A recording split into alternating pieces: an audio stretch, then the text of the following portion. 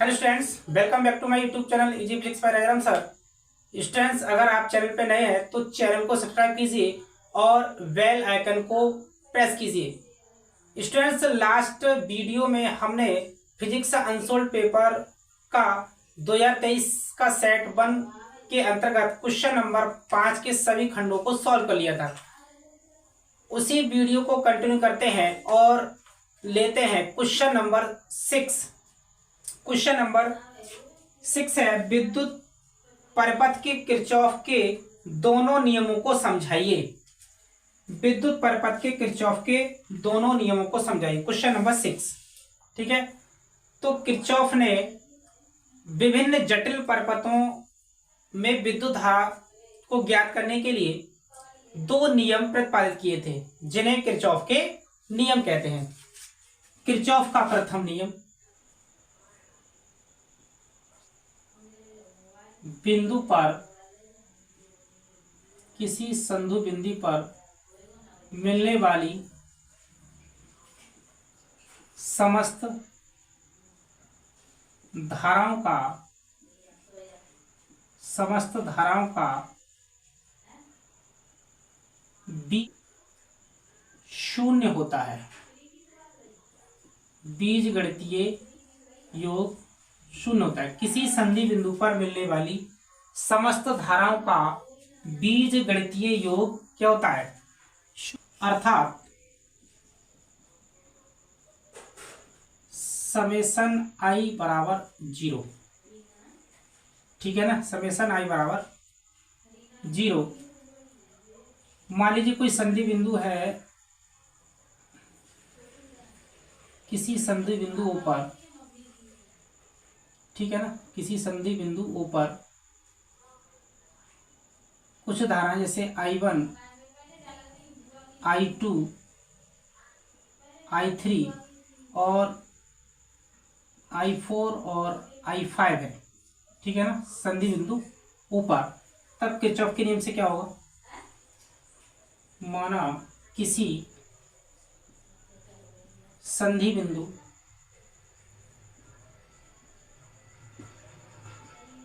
ऊपर धाराएं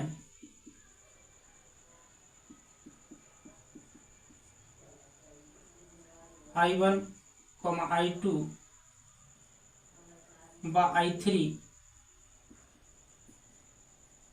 संधि की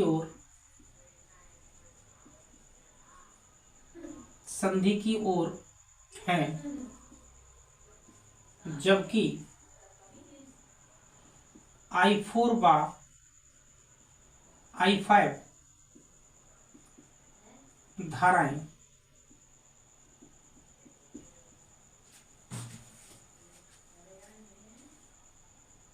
संधि से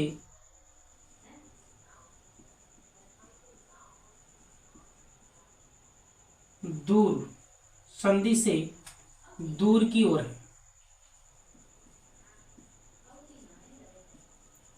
तब किरचॉफ के प्रथम नियम से क्या होगा? I1 plus I2 plus I3 plus minus, ठीक है ना, संधि से दूर धाराएं जो आती है उसको लेते हैं हम माइनस I5 बराबर 0, या इसी को ले सकते हैं I1 plus I2 plus I3 बराबर I4 प्लस I5, ठीक है। इसका मतलब हो गया कि I1, I2 और I3 जो धाराएं हैं वो संधि बिंदु O की तरफ क्या हो रही हैं? प्रवेश कर रही हैं, जबकि I4 और I5 धाराएं संधि बिंदु O से बाहर की ओर निकल रही हैं।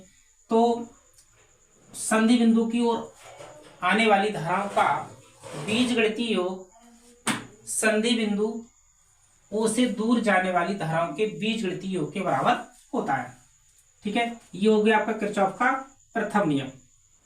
किरचॉफ का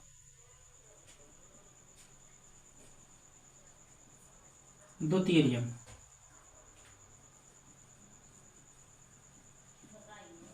या बोल्टता का नियम। बोल्टता का नियम, ठीक है ना।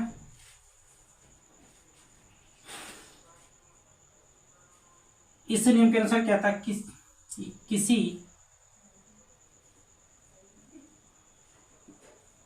किसी बंद पास में बहने वाली धारा तथा संगत प्रतिरोध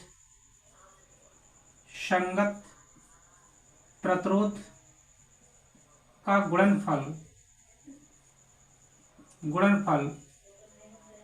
उस पास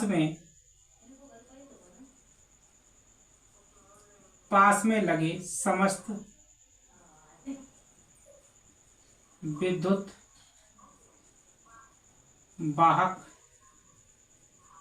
वाहक बलों के बीजगणितीय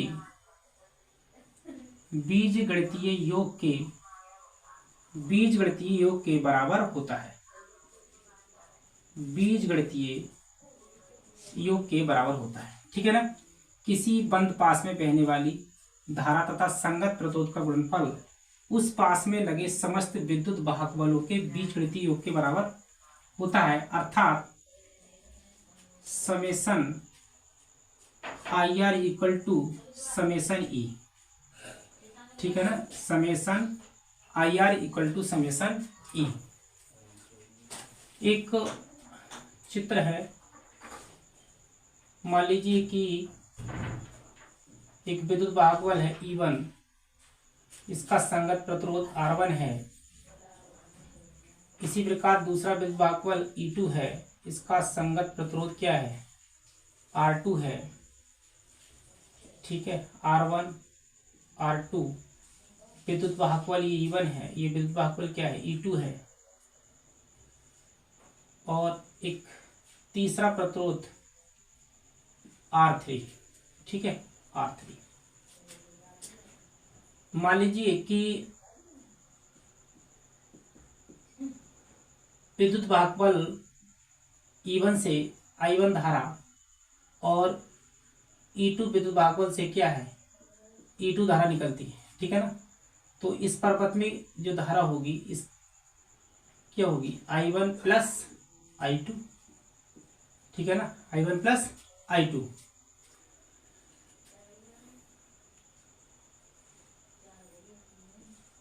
A B C D E F है ना, A B C D E F। इसमें बंद पास किरचॉफ के द्वितीय नियम को देखेंगे। किरचॉफ के द्वितीय नियम के अनुसार बंद पास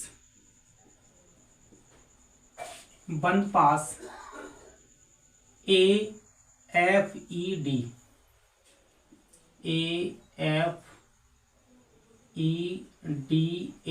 में, ठीक है ना, बहने वाली धारा I1 और संगत प्रतिरोध I1R1, ठीक, I1R1 प्लस, ठीक है, धारा की दिशा यूं होगी इस टाइप से, और इसमें भी धारा की दिशा यूं लेंगे, ठीक है।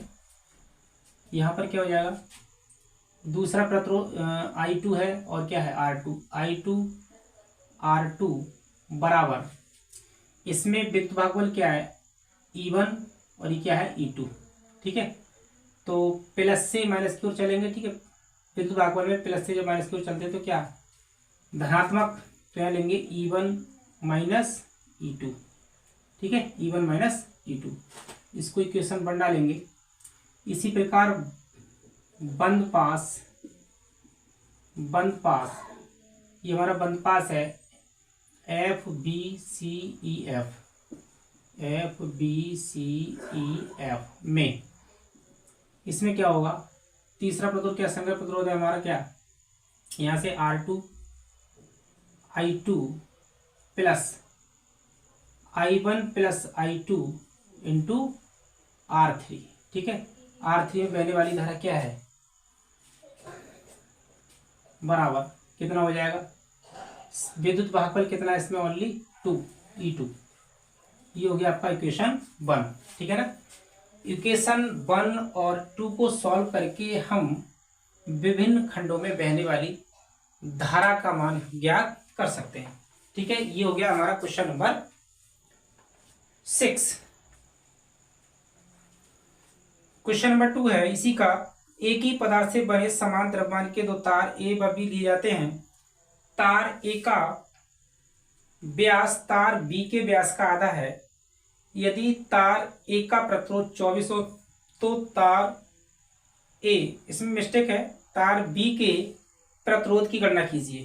तार बी के प्रतिरोध की गणना कीजिए। ठीक है, क्या दिया है, तार ए का प्रतिरोध, तार ए का प्रतिरोध दे रखा है आर ए, कितना दे रखा है 24 ओम। ठीक है, आर बी हमें फाइंड करना है। तार बी का प्रतिरोध आर बी क्या करना है, फाइंड करना है। ठीक है ना। चूंकि क्या है, तार समान पदार्थ के बने हैं, समान पदार्थ व समान द्रव्यमान के हैं, समान द्रव्यमान के हैं, अतः इनके जो आयतन होंगे बी ए बराबर बी बी। ठीक है, इनके जो आयतन होंगे वो क्या होंगे, बराबर होंगे। तार ए का आयतन कितना हो जाएगा, ए ए इंटू एल ए बराबर A B into L B. ठीक है, ये हो जाएगा आपका pi R square A into L A, ये आपका हो जाएगा pi R V square into L B. ठीक है ना। पाई से पाई कैंसिल हो जाएगा, यहाँ अगर लेंगे L A upon L B, L A upon L B क्या मिल जाएगा, R B upon R A का square, R A upon R B का स्क्वायर। यदि तार ए व बी के व्यास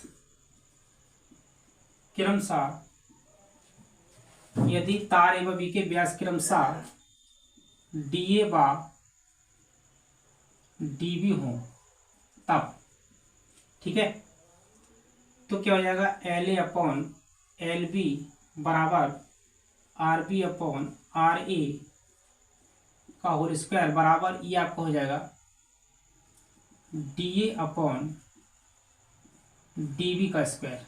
ठीक है ना। D A upon D B को लिख सकते हैं डी ए अपॉन 2 का स्क्वायर, ये कैंसिल हो जाएगा तो आपका ये आ जाएगा 2 का स्क्वायर मीन्स 2 दूनी 4।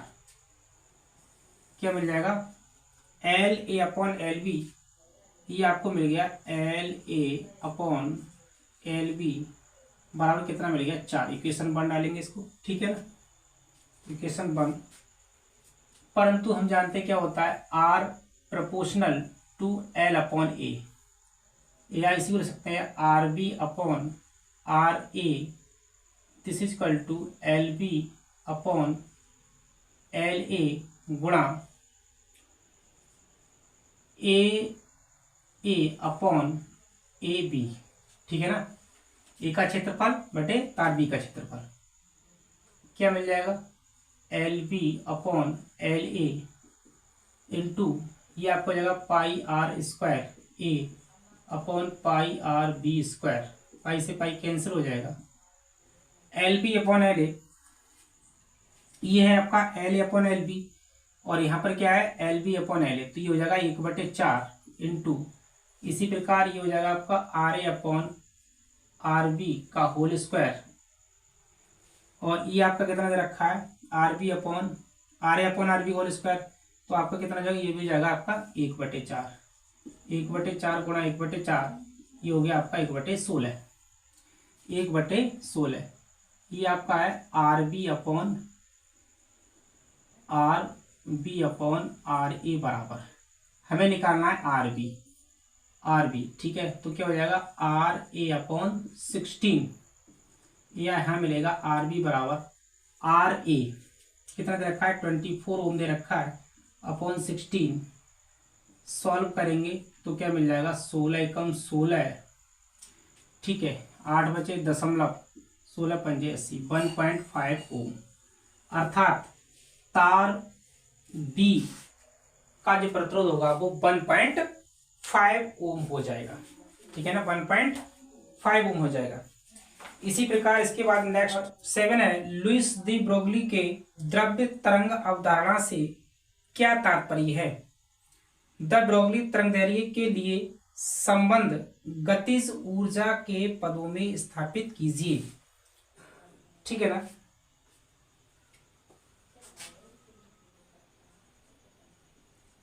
द्रव्य तरंगे, द्रव्य, जब कोई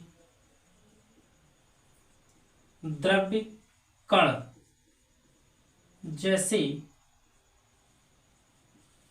इलेक्ट्रॉन या फोटॉन गतिमान होते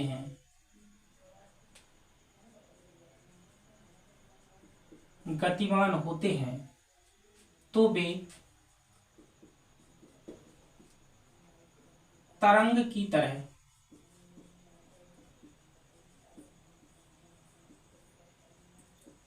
व्यवहार करते हैं, तो वे तरंग की तरह व्यवहार करते हैं। इन तरंगों को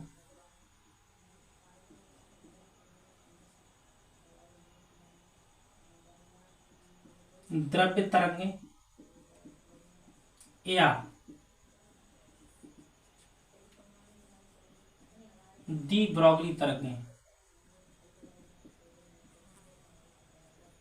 कहते हैं, द्रव्य तरंगे या दी ब्रोगली तरंगे कहते हैं। इन तरंगों की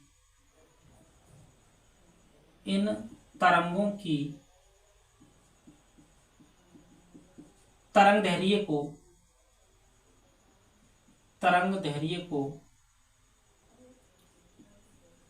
डी ब्रोगली तरंग दैर्घ्य कहते हैं, जिसे हम लैम्डा से प्रदर्शित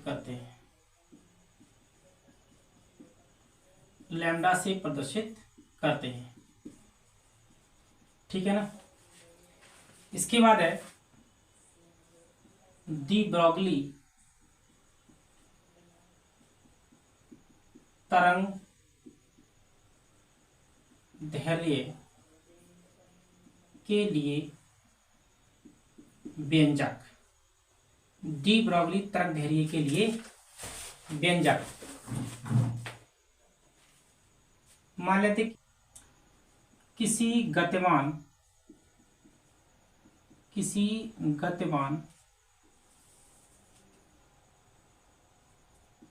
द्रव्य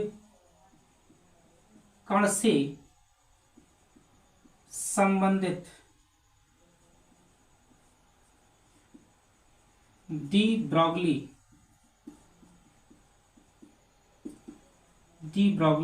तरंग दैर्घ्य निम्न सूत्र से दी जाती है। लैम्डा बराबर होता है H/mb, जहां m कण का द्रव्यमान और d कण का वेग। h क्या होता है, h होता है प्लांक नियतांक, ठीक है ना, प्लांक नियतांक। यदि हम मान लें कि यदि m द्रव्यमान का कोई कण b वेग से गतिमान हो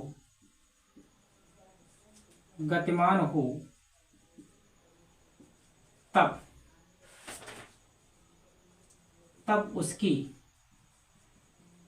गतिज ऊर्जा कितनी होती है? गति ऊर्जा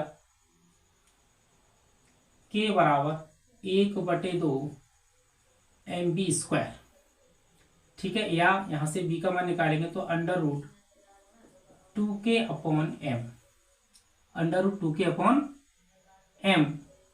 b का मान, इसको इक्वेशन 1 मान लेते हैं, v का मान समीकरण 1 में रखने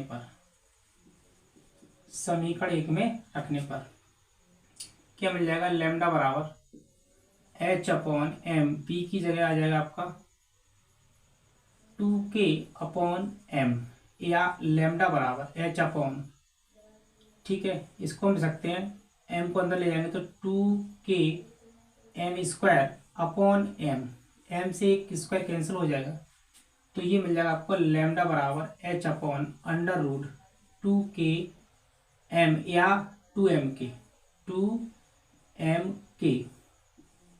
ठीक है, लैम्डा बराबर h/√2mk। यही जो है गतिज ऊर्जा के पदों में दी ब्रोगली तरंग दैर्ध्य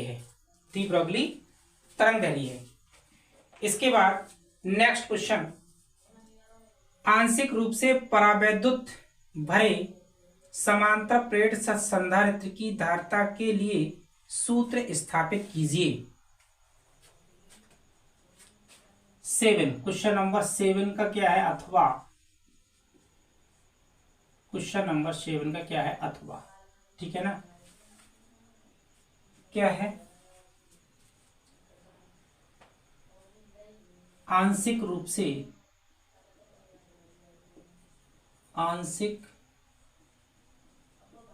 से परावैद्युत युक्त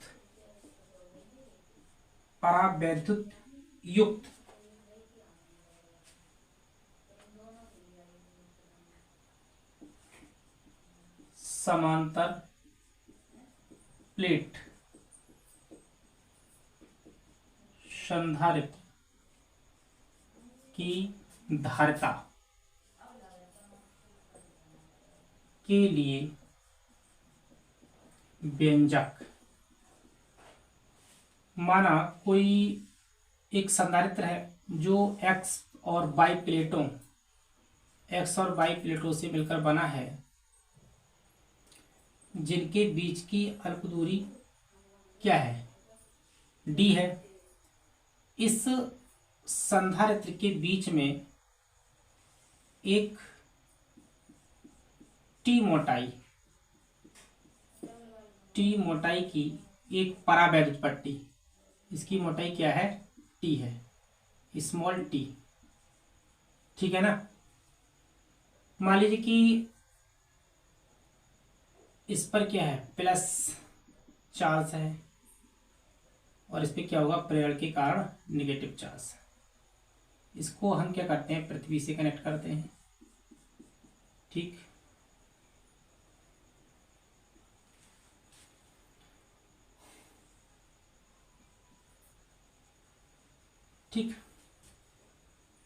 प्लस की वायु में इसकी जो विद्युत धारिता है, विद्युत क्षेत्र है, वो E1 है, और परावैद्युत जो पट्टी रखी हुई है इसमें वैद्युत क्षेत्र की तीव्रता क्या है? E2 है। ठीक है, तो लिखेंगे चित्र के बारे में। माना एक समांतर प्लेट संधारित्र x तथा y प्लेटों से मिलकर बना है, जिनके बीच की अल्प दूरी d है, जिनके बीच की दूरी क्या है, d है,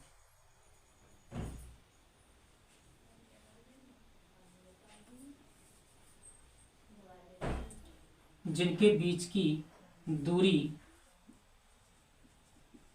d है, प्रत्येक प्लेट का क्षेत्रफल कैपिटल A तथा पृष्ठीय आवेश घनत्व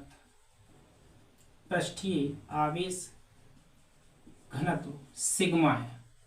ठीक है ना, पृष्ठीय आवेश घनत्व क्या है, सिग्मा है। तो क्या होगा, पृष्ठीय आवेश घनत्व का सूत्र क्या होता है, पृष्ठीय आवेश घनत्व सिग्मा बराबर होता है Q अपॉन A। पृष्ठीय आवेश घनत्व सिग्मा बराबर क्या होता है, सिग्मा बराबर Q अपॉन A। वायु क्षेत्र के लिए वैद्युत क्षेत्र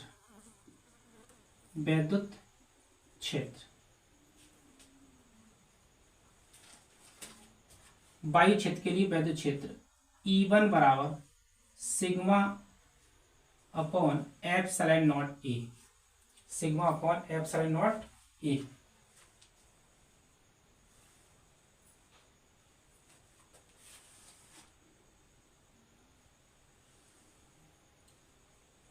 E1 बराबर सिग्मा अपॉन एप्सिलॉन नॉट।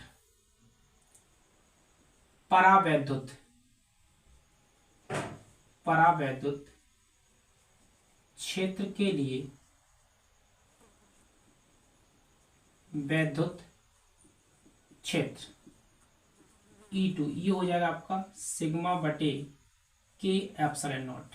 ठीक है, परावैद्युत क्षेत्र के लिए वैद्युत क्षेत्र क्या हो जाएगा, E2 बराबर सिग्मा बटे के एप्सिलॉन नॉट।